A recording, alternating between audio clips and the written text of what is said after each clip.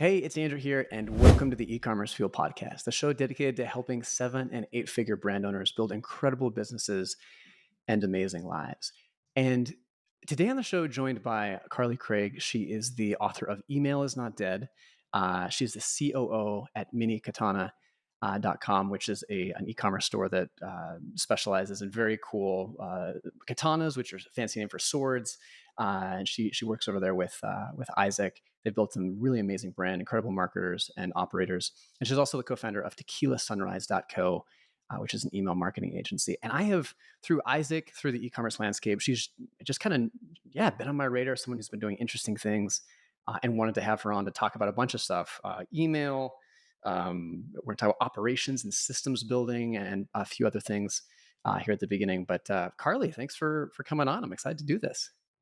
I am so excited for this. I have heard Isaac raving about you and this podcast in the community for such a long time now. So this is honestly an honor for me to come on and talk to you. Thanks. Isaac's amazing. Just super kind, genuine, giving guy. And it's been fun getting to know him at the events and in the community over the years. So excited to be doing the same with you here. And I always ask, or frequently ask, what people are excited about. And like I said, when we were talking before we hit record, I think these conversations go a little differently in a great way than I was expecting. I, I'd love to hear, I don't do this very often.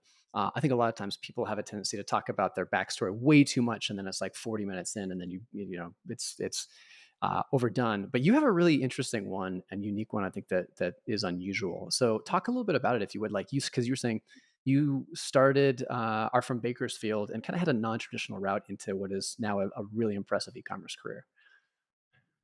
Yeah, absolutely. So, yes, I'm from Bakersfield, California. My upbringing is essentially like, I don't know, think trailer park, although not always trailer park. I lived in over 70 houses in my life now. Oh My my childhood gosh. was my Can I childhood can was a I lot. can I stop you for just a sec? Yeah, of course. 70? How is that even possible? Like, would just your family would move so much, or what? Yes, yeah. So, I mean, I'm 29 now, so a lot of that happened in the first, early 20 years of my life. Yeah. Um, my mom moved us around a lot. She honestly would move in with like a new boyfriend kind of every, I don't know, 6 months or so. So, we moved in with different people constantly, and so a lot of my growing up was either with a new boyfriend that she had, or with, if I was with my aunt or grandparents, or maybe I was with my dad, or it was just kind of like being passed around a little bit as a kid. And then how did you make the jump between that and what you're doing now with just CO at Mini Katana? Oh man, it's quite the story. I It involves, moving to Hollywood. I worked for a heart surgeon. Eventually met a boyfriend that gave me my first laptop when, I don't know, maybe I was like 21, 22. An entrepreneur that really believed in me and saw the potential that I had and recognized the mindset that I had coming out of like the, I don't know, trailer park kind of mentality. And I spent a lot of years working on my personal growth, but also working in whether it was like an assistant role for a few years and then to eventually starting my agency. You mentioned a switch going off for you in terms of victimhood, like feeling very much a victim, and then switching that, and that was key to a lot of the growth that you've had. What happened specifically there? You know what? I actually had a boss that recognized it in me, and he also, so I mean he pegged me as a potential COO for his business long ago, like, I don't know, 7 years ago, before I ever started my agency. And he wanted to try and work me into that role, but I had some big problems that would have stopped me from being effective in that role, which were mainly around my mentality and the way that I interacted with the world, which was very much in that victim mentality. Mhm. So by some miracle, he had gone through this journey himself, like a very similar childhood to adult career path. Um, he sent me to a like 3-day conference. It's kind of culty.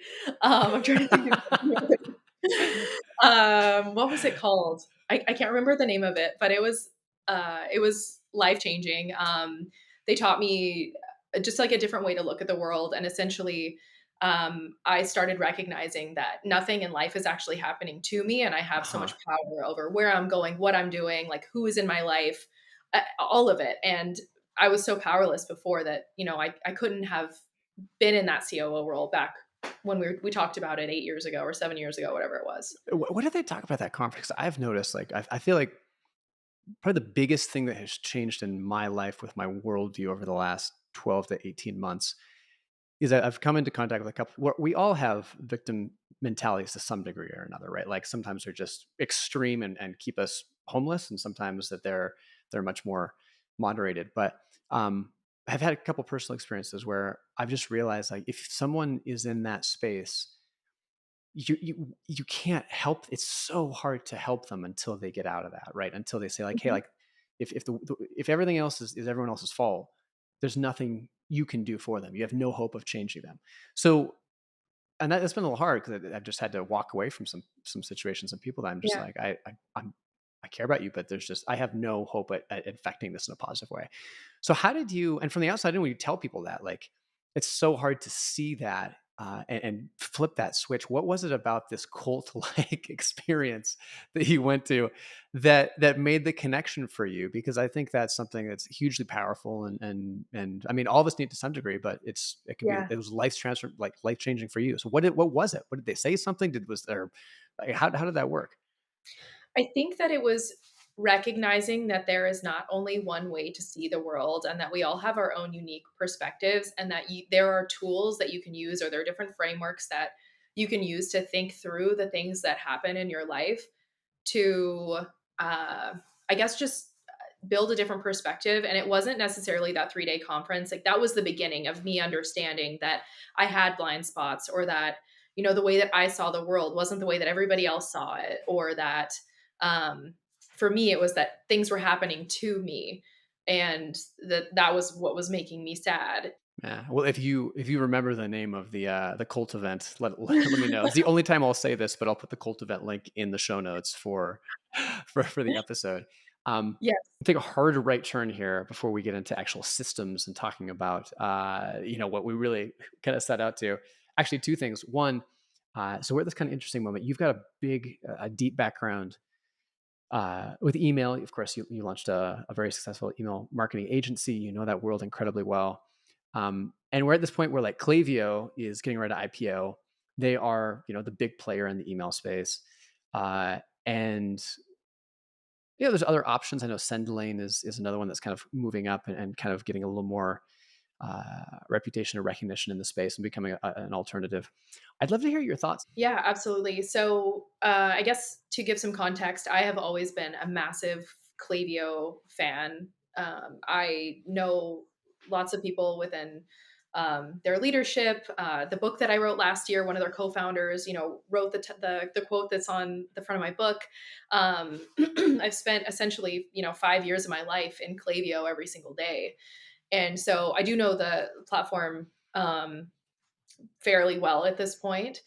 And I think the biggest difference for us from, 5.5 years ago to now is, we started out as one of their biggest partners. And they had a partner advisory board, which was like 8 people from all of their partners. There, I don't know, thousands of partners. And like I was on their partner advisory board. I visited them in Boston. Like I had a really close relationship with them. And I think as they've grown so significantly, like that has really dwindled. And I can imagine it's because I don't know if maybe the partners became a little bit less important or there are just other priorities, heading towards an IPO. Like I have no idea what it takes to get to that place for a business. I just know that the service that we personally once received as an agency is different now than it was before, unfortunately. And whether that's good or bad, it just is. And so I have seen a lot of people switching over to SendLane, including Mini Katana. We're going to be moving over to SendLane in January. And I have a bunch of other friends that have already moved over or are in the process of doing it. And I think that, well, number one, it probably has to do with the level of service that you're going to receive. Mini Katana is not, I mean, in the grand scheme of the world, maybe Mini Katana is small, but we, I guess, expect a little bit more support. And like, I can text Jimmy right now and be like, "Hey, what's up?" And like, I'm not going to text him right now, but there's just a different relationship. They're smaller. I think their support is like 24/7. They, in my opinion, essentially have the same service. The biggest difference right now is that SendLane is a little bit further behind, quite a bit further behind in terms of integrations, but they are very quickly working through getting those in place. So, I mean, from even a few months ago to now, like I gave Jimmy a list. I was like, look, we don't have, like, we need all of these things. And he's like, yep, working on that one, working on that one, working on that one, talking to that person next week. Like, they're really moving on getting those set. And excuse me, just from what he's told me and what I've learned, it sounds like there's something that is a little bit deeper and possibly better in terms of deliverability. I do not know enough personally to be able to say that, and I am not super technical. So I do have a chapter on deliverability in my book. I had a lot of help on making that understandable for people from actually some of the deliverability specialists at Klaviyo. But basically, from my perspective, coming from the brand side, it's like SendLane is going to give us the attention that they need. Essentially, a very similar platform, and we only need so many integrations. They're actually moving to get those in place, like even just to like help us get onto the platform, which is unbelievable. So I think it's I don't know. I think it's going to be a very similar experience to like Klaviyo early days. Yeah. I want to pivot to talking about your role as COO of Mini Katana. You came in actually as, I believe, on the marketing front up with marketing, but the creative team there is really well. Demand generation, I don't think was the issue. The issue was, I mean, you were selling stuff like gangbusters. Really, the issue was operations, logistics, like the behind the scenes stuff that needed. So you pivoted within the role, being like, okay, this is where I really need to jump in and help. What what were the systems that when you came in were most instrumental in helping the business operate more efficiently, more profitably? Like if you had to pick your top two systems or things that you overhauled as COO when you came in, what were those? And how did you do it? Top two systems. Ooh, hard to pick two. I would say some of the first things that I did when I came in was like I needed visibility into what was going on in the business. So yes, I came in for growth, but part of that focus on growth has to actually be building on something that is sustainable and scalable. And that was the first thing that I recognized. So I mean, I think I actually got really lucky in that I got to naturally fall back into what I really love, which is the systems and operations. And so, in light of needing that visibility, the first thing that we did was, like, I had access to the P&L, and I was going like, I this actually doesn't help me at all understand the action that I need to take in the business. So one of the first things that we did was take all of the expenses month over month, break them down by department, and literally go through all of them to identify like where are we wasting money in some cases, where are we spending way too much money, and that was something that, because Mini Katana grew so fast, and they were so good at marketing, that this part of the business didn't have as much attention on it because it didn't need to. So I think, again, although I have been quite experienced in implementing systems and EOS and using Rockefeller Habits, I got lucky in that there was so much that was so very clear that I could do for Isaac and Mini Katana to get these wins. So number one, it was breaking down expenses and just understanding where the money was going, understanding cash, understanding COGS. We really had to get deeper into that. And then the next most impactful thing was definitely going into the team and making sure that we had the right people there and that they were doing the right things. So I went through and interviewed every single person on the team, um, depending on, I guess, the priority level that I was given. Obviously, coming in not knowing anybody, I had to go through and vet everyone. And I used my core values from my agency, actually, I just brought them over and worked off of those to go, okay, this is like the type of person that should be in this sort of environment. Um, this is what this person in this role should be doing. And uh, we unfortunately no, we fortunately now have a much better team in place that is better suited to do the work that we need them to do.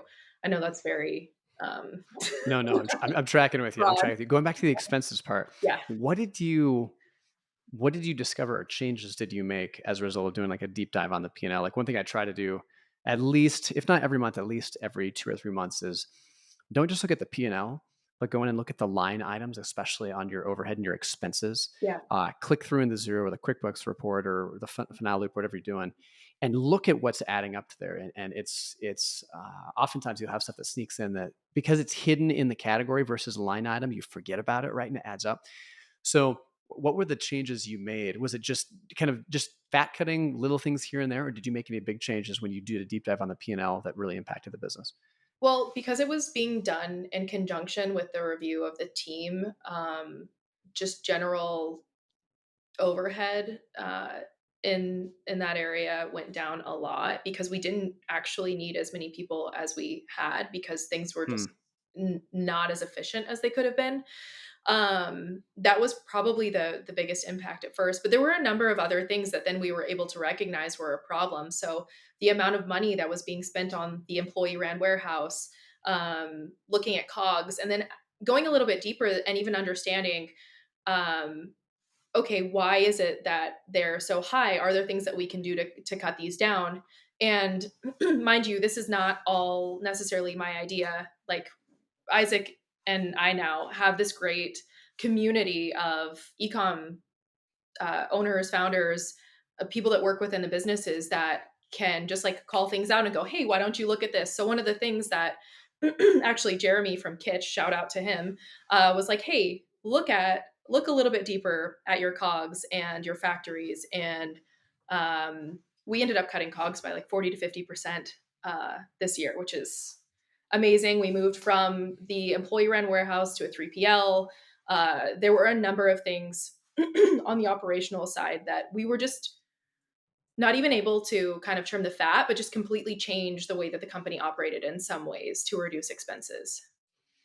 40 to 50% off COGS is massive. So how did you do that? Was that just negotiating with factories? Was that what was involved with that savings? Negotiating with factories. And then we also got terms, which we didn't have before. And then again, building on these things as well. So we cut down the actual cost significantly, and then we got terms, and then we even implemented like Parker, and now have another 90 days on top of that, or whatever it is. And so we were implementing a lot of different ideas and systems here to get to this place. It wasn't, I guess, necessarily just going like, where can I trim the fat? It was deeply understanding why we're doing things a certain way in the first place. Yeah. You came in and you had the operations experience at your agency before, but you came in and anytime you come into a new organization, you've got there's all this knowledge you've got to pick up. There's you don't know anything. You're starting from ground zero, at least in terms of like institutional knowledge, how the business works, et cetera. What for someone who's listening right now, who's going to be bringing in a COO in the near future, like put yourself in the owner's shoes.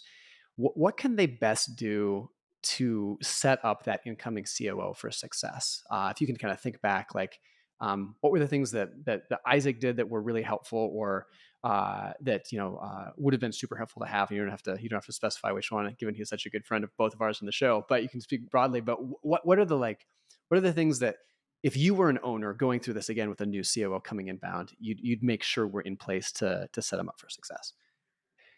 Yeah. So I guess starting with that last question, what are the things that I would have in place to set them up for success?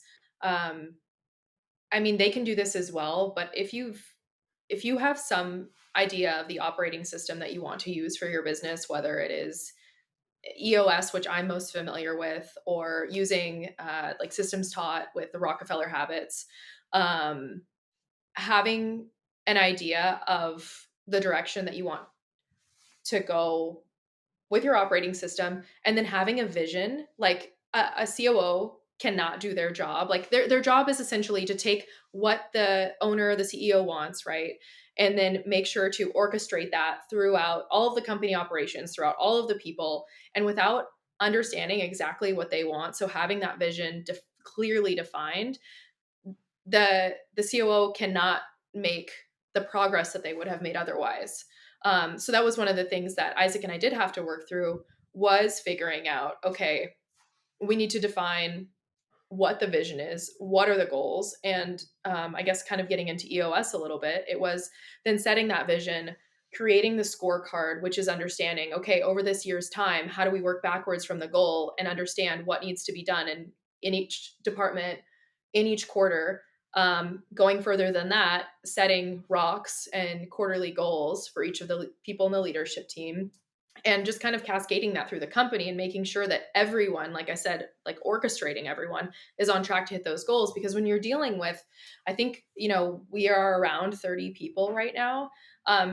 Unless everyone is, rowing in the right direction, like energy is being wasted. People are, have different priorities, or different things are communicated from different people. And the most powerful thing that an owner or CEO can do is just, um, have that vision clearly defined for everyone, honestly. Yeah. And so it sounds like it was for you and I think it was a pretty involved collaborative process. It wasn't just like an hour meeting you had with Isaac. You guys were very collaborative in that, building out that framework, and then you went off Yeah. and executed it. I don't want to say everyone. Many, if not most people listening, are very familiar with Traction and EOS. It gets talked about a bunch of the forums. Rockefeller Habits is something I'm much less familiar with, and I would imagine other people are as well. Is that a similar system for kind of running a business like EOS? Can you talk about that a little bit? Yeah, so the it's actually a book. I think it's called like Mastering the Rockefeller Habits, Scaling Up by Vern Harnish, and he took all of the uh, systems that John D. Rockefeller used and other big companies in the past had used, and kind of boiled down their tactics into a checklist of 10 items. And those get a little bit more specific once you actually dive into each one of them. Um, but for example, like habit number one, which is kind of non-negotiable, in that like you can implement systems like kind of freely, I guess, with the Rockefeller habits, like whatever is most important for your business at the time, whatever is most pressing, etc. Number one is non-negotiable, that you start with number one. So that is making sure that the team is healthy and aligned. And it goes back to the same thing as EOS. It's like you have a vision, and everyone understands what that vision is. Everyone is on the same page, and everyone is working towards the same goals. So there's a lot of crossover between the Rockefeller habits and EOS. I think EOS is designed more for like, what they say is like 10 to 250 people, where Rockefeller Habits might be better suited for a company that is much longer with a or much larger with a little bit more bureaucracy. Because Hmm. that's what I would say I find more apparent with Rockefeller is a lot more bureaucracy, but they still teach a lot of really cool tactics and tools that you can use even in conjunction with the EOS systems. Got it. Are you using EOS? I'm guessing to run Minikatana. Yes, so we're still in the process of implementing. It's supposed to take like 20-24 months to really get it solidly in Jeez. place. And you it never stops, right? Like you have to keep iterating on that and pushing it. But I implemented EOS systems. I guess I don't have to say systems after I say EOS. Anyway, within my agency. And that took me roughly 2 years, but that was 2 years working with an executive coach. So we met weekly, and we're not only implementing systems together, but it was like every problem that I had with a person or hiring, whatever, we worked through that together every week. And so it was not just those systems, but it was like leadership coaching and all of these other things that we worked through as well. So actually, so it took about 2 years working with an executive coach to automate your email marketing agency. What was the hardest part of that? Some things I'm guessing. If I had to bet, I'm a betting man, and I would bet the hiring, the human element of it. the expanding, was that the hardest part to systematize? And did you do that, or do you just still say like, hey, that's so important that I want to be involved in any hires or onboarding? So I guess two-part question. Yeah, I mean, well, agency especially. Well, you know what? Yes, agency especially, but even in a company like Mini Katana, the people are so important, but agency is extremely critical because that's all you have basically.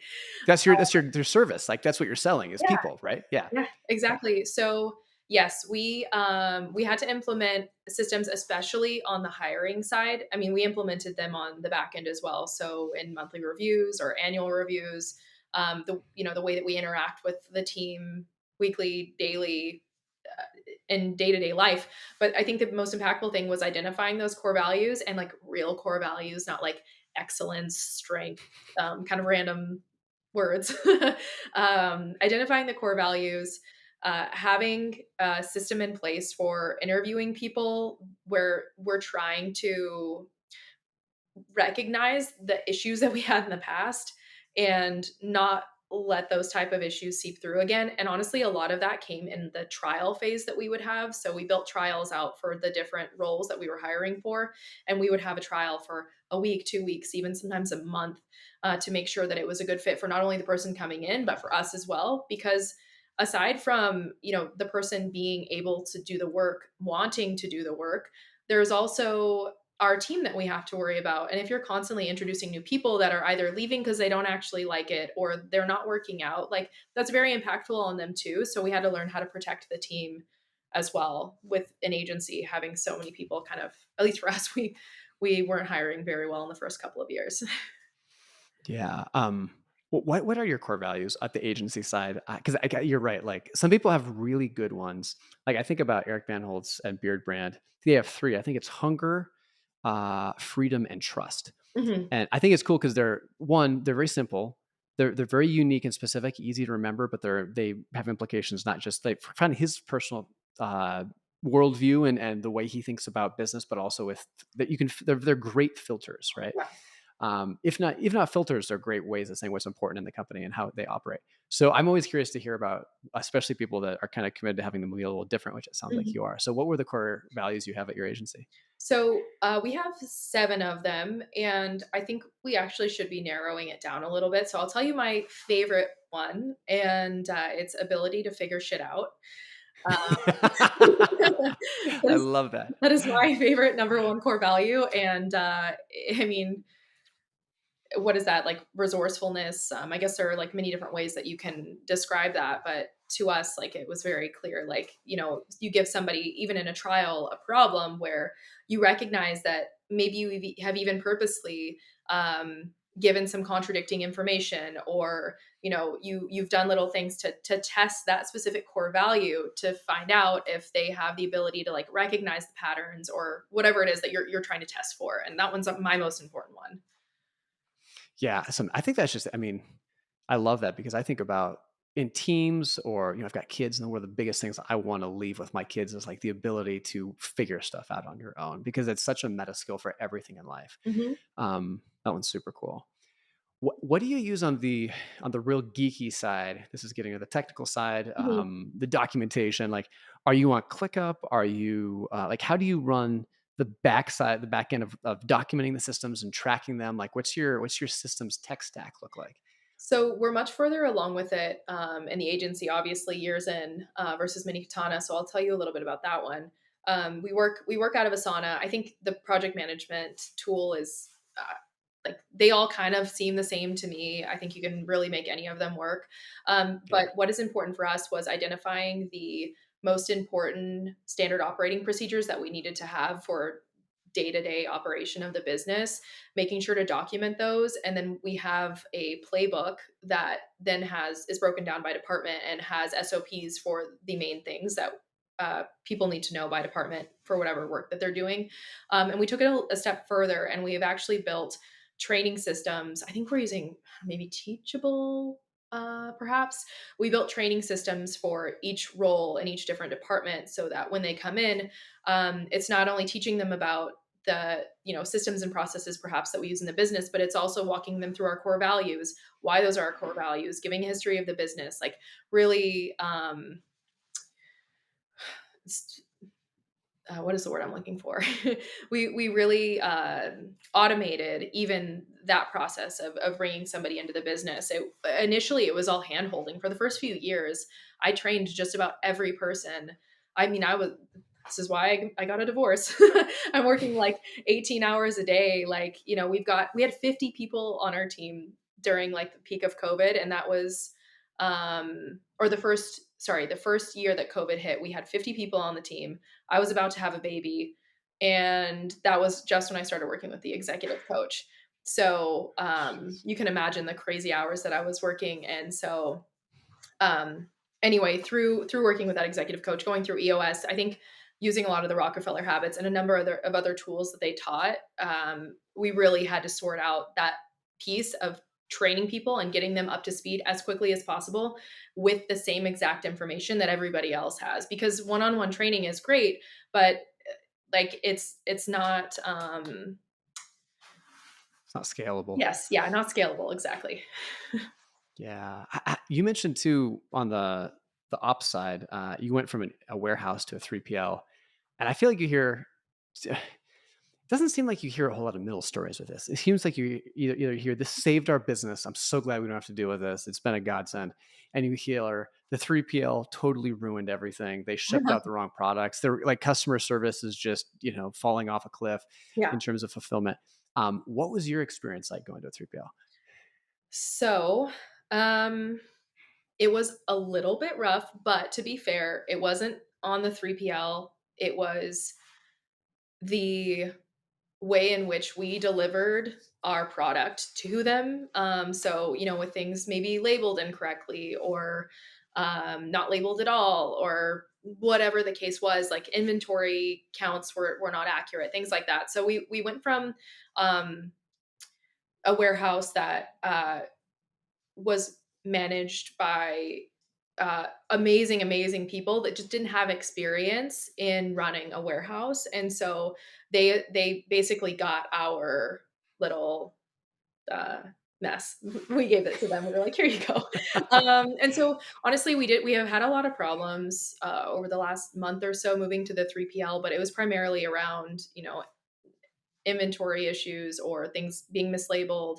Um, Honestly, they've went way above and beyond to get things sorted for us, fix things for us, working over the weekend, calling in extra people to help. I think even the CEO brought his family in to help one week um, Dang. to get shit done. Yeah, like they've been honestly great, and I've been working with our contacts there at the 3PL pretty closely the last couple of weeks, and we're really knocking out all of these issues that we have, whether it's mispicks or whatever the case may be, and it's starting to feel pretty solid. So we had a little bit of like a rough start, but ultimately it's a better decision for the business, and it does relieve a lot of headache, not only in um, being able to trust them with shipping and negotiating shipping rates, and I mean even the employees like that. We now don't have a warehouse full of employees that then have to be managed, and like that's just more mind space for me.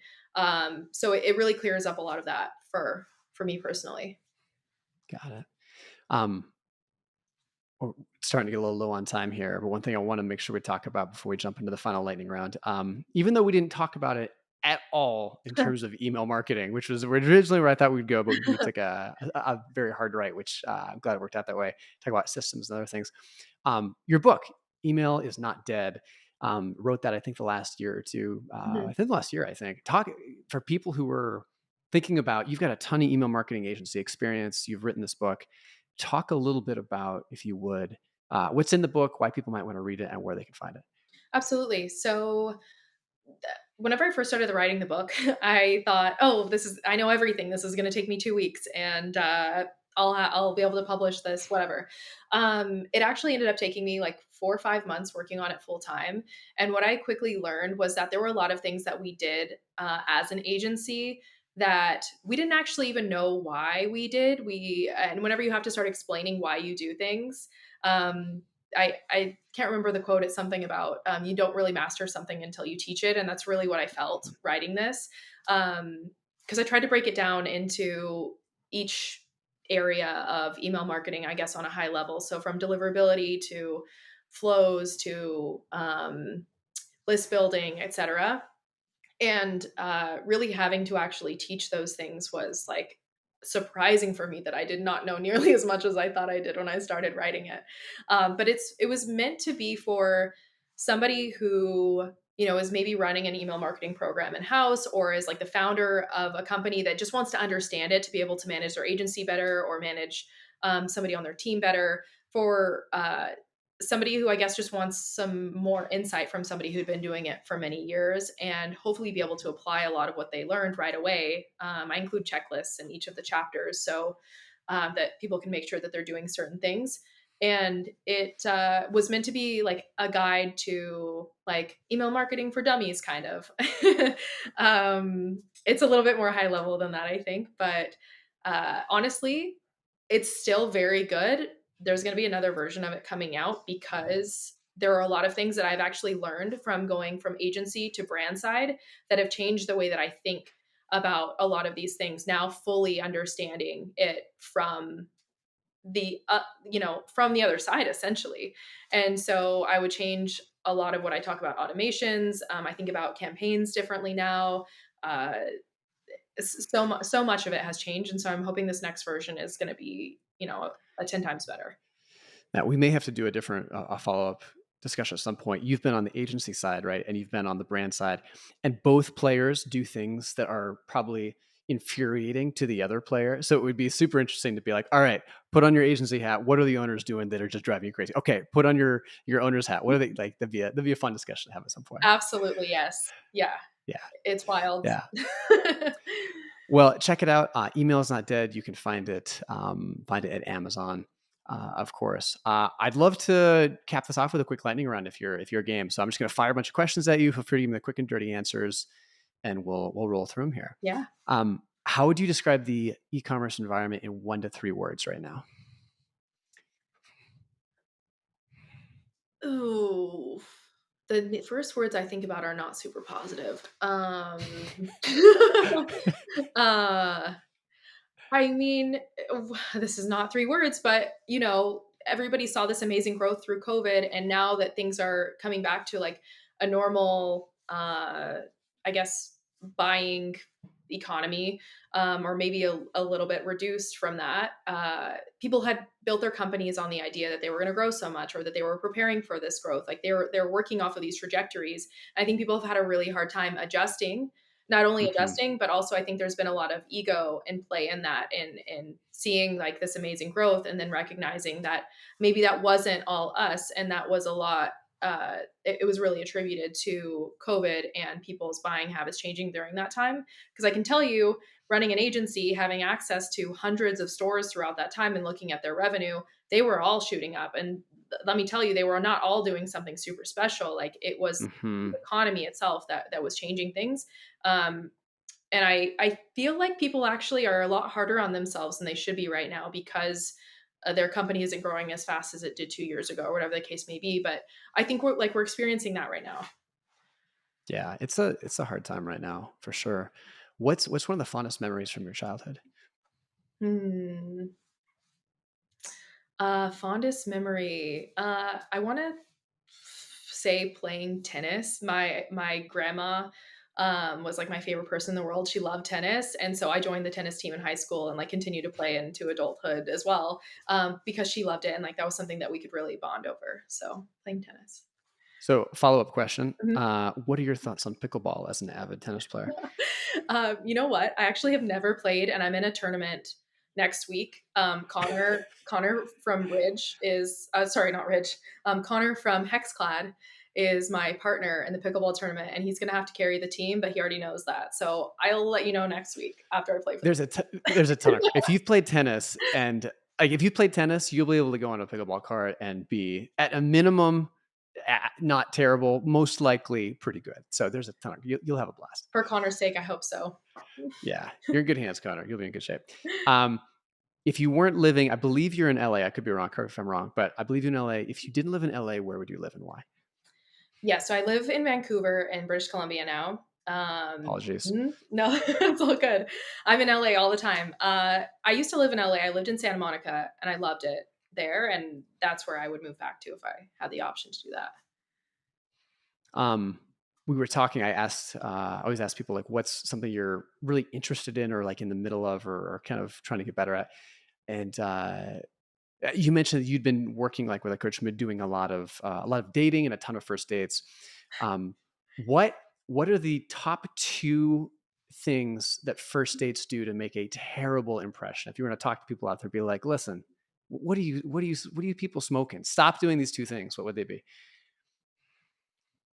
Ooh, one of the things is not gauging someone else's energy. So, uh, if, I kind of like you. If you like really, really, really like me, that's actually very unattractive. Like, I don't want you to like be clinging on to me.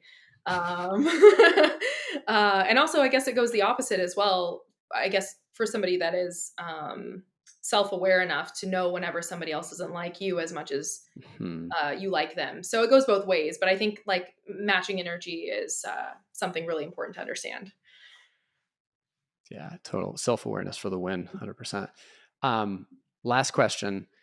How much money in the bank is enough? So you can answer this in either a lump sum. You're like, if I had X in the bank, if I had 10 million in the bank, if I made more in the future, that'd be nice, but like I'd be very content with 10 million, that'd be enough. Or it could be an annual amount. It could be if I made one, two, three, 500,000, $1 million per year, whatever it is, that would be enough if I was guaranteed for the rest of my life. So however way you want to skin that cat, how much is enough? I'm gonna go after taxes and say that, like on an annual basis, if after taxes I was making like $300,000 a year, I would be very comfortable living the lifestyle that I want to live, able to do all the things that I want to do. But actually, sorry, not making that much per month. I would just like to have that much to just for doing nothing. Although I wouldn't do nothing, but that would be, I guess, like the ultimate dream is if I had $300,000 put in my bank account every year. Every year. Got it. Perfect. The after tax is a big one. I should Yes. actually clarify that. I may need to adjust the question. Well, Carly, thank you. So this has been super fun. Thank you for being up for kind of the shift in topics here. If you haven't checked out Mini Katana, very cool brand. Some of the marketing that they're doing is just really impressive, and they're just an impressive company overall. So minikatana.com. Also check out tequilasunrise.co for email marketing. They have a really, we didn't get to this. I was hoping to talk about this. We ran out of time. The website you have there is phenomenal in terms of design, in terms of copy. It's just really well done. So I'm going to try to steal some insights from you on that later. And then finally, Email is Not Dead is the book over at Amazon. Make sure to check that out. Carly's got just a huge depth of experience there.